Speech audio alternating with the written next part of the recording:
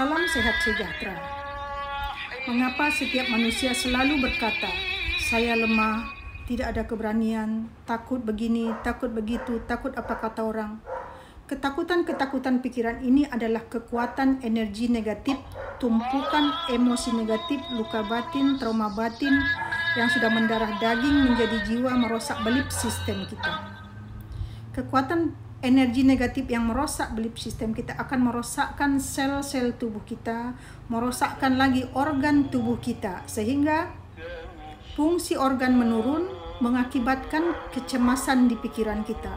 Kita selalu takut ini, takut itu, segala macam ketakutan, segala macam kecemasan, segala macam kekhawatiran. Pikiran akan menjadi liar, pikiran akan lari ke masa lalu dan masa depan, sehingga pikiran tidak berada pada saat ini, di sini, sekarang. Ketakutan ini akibat kuatnya energi negatif, pikiran negatif, emosi negatif di diri kita. Inilah yang membuat kita lemah, tidak percaya diri, tidak yakin diri, sehingga tidak berani bangkit keluar daripada keterburukan itu. Setiap hari kita sholat, tunggang tongge, sholat, rajin ibadah, rajin zikir, rajin puasa, segala macam ceramah-ceramah agama kita selalu ikut, shopping guru, shopping ilmu. Tetapi semua ilmu-ilmu yang sudah kita serap itu tidak membuat hidup kita berubah, malah pikiran kita makin serabut, makin penuh ketakutan. Pikiran-pikiran yang ketakutan ini adalah sel karma perbuatan kita, di perbuatan buruk kita di kehidupan masa lalu yang telah menjadi darah kotor di pembuluh darah kita, menyumbat di pembuluh darah kita, yang merosak organ tubuh kita sehingga kesehatan zahir batin kita terganggu. Lemahnya manusia itu karena dia tidak yakin diri. Mengapa tidak yakin diri? Karena dia belum menemukan jati diri yang sesungguhnya. Karena dia masih berada di dalam diri yang palsu. Dirinya masih berada di dalam diri yang palsu, yang penuh kesombongan, yang penuh kekhawatiran, yang penuh kepalsuan. Jadi ketika kita berada pada diri-diri yang palsu, inilah yang membuat kita lemah, tidak yakin diri, tidak berani melakukan hal-hal yang baik yang memberi manfaat pada diri kita. Pikiran kita akan selalu menghalang-halangi, meragu-ragukan, menunda-nunda untuk melakukan hal-hal yang baik. Inilah yang melemahkan diri kita, karena semua ini adalah energi negatif yang telah kita kotori melalui perbuatan, melalui ilmu-ilmu pengetahuan yang penuh konsep, doktrin, rekayasa pikiran. Ini telah merosakkan kesucian diri kita, sehingga membuat diri kita lemah. Setiap hari kita mengaku-ngaku yakin kepada Allah, beriman kepada Allah, tapi kenyataannya iman kita tidak dapat kita buktikan. Katanya yakin kepada Allah. Kalau memang yakin kepada Allah, mengapa saat kita dalam kesulitan ataupun saat kita dalam keadaan sakit, penat berdoa, berzikir segala macam doa, tapi kenapa Allahnya tidak datang menolong? Itu karena Allah yang dipertuhankan selama ini Allah yang palsu, baru Allah tulisan nama, kenyataannya, wujudnya, isinya belum ditemukan. Inilah yang membuat manusia jadi tertipu dengan pikirannya sendiri, karena dia meyakini apa kata orang.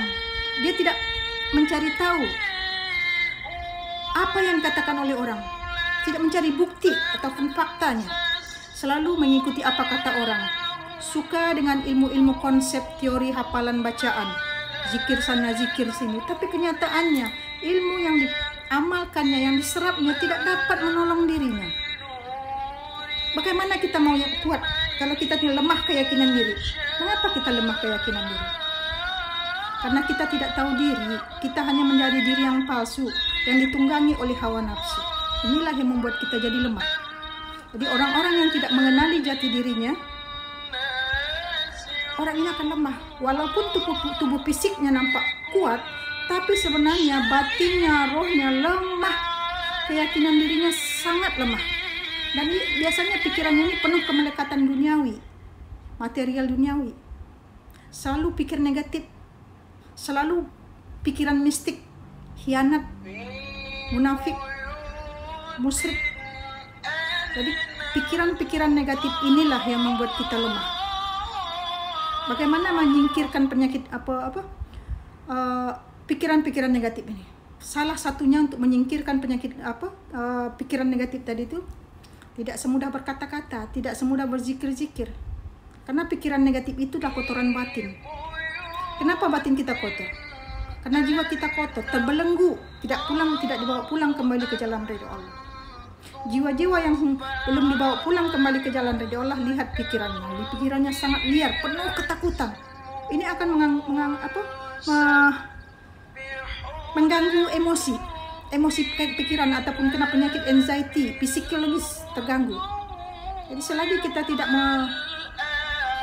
menemukan jati diri kita yang asli, selagi itu kita penuh ketakutan, selagi itu pikiran kita akan menipu kesadaran kita. Selagi itu kita akan jadi lemah karena kita tidak tahu siapa diri kita, dan kita tidak bisa membuktikan iman yang selama ini kita katakan kita meyakini Allah, beriman kepada Allah. Kita tidak bisa membuktikan kebenarannya.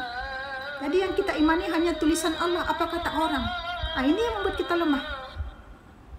Jadi sesiapa yang tidak berkesungguhan menemukan jati dirinya dengan kaedah bimbingan belajar yang cepat, selama itu dia jadi lemah.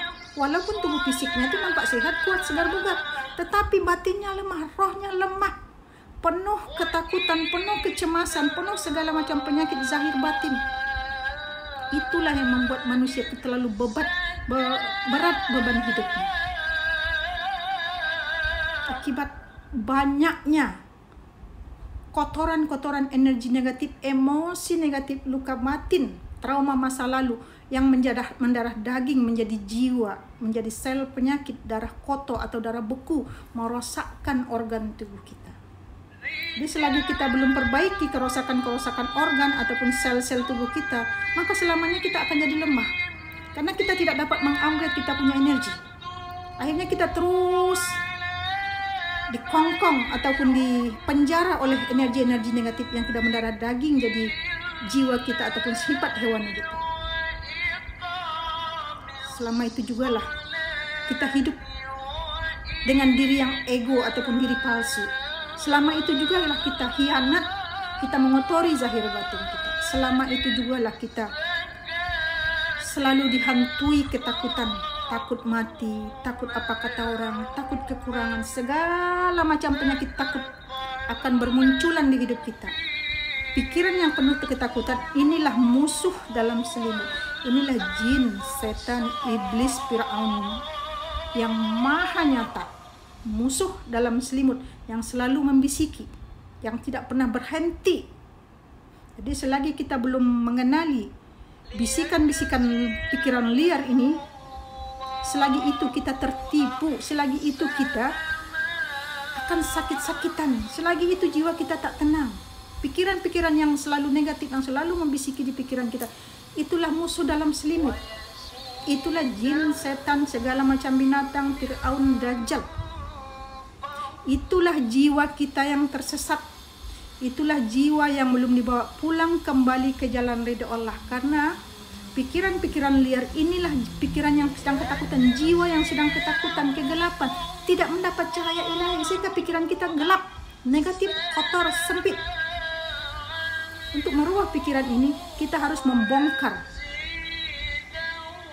kegelapan batin kita. Kita harus menemukan guru yang boleh membukakan mata kolbu kita, membangunkan kembali kesadaran spiritual kita, agar kita berproses membongkar kotoran batin kita. Kotoran batin itu adalah energi negatif, sel penyakit, jiwa-jiwa yang tidak berkesadaran. Itulah ego, kesombongan diri kita yang selama ini menipu hidup kita, menyengsarakan hidup kita. Selagi kita tidak berusaha membongkar itu, mengenali itu satu persatu dan merubah energinya, memurnikan energinya secara proses kesadaran, dan selagi itu kita akan jadi lemah.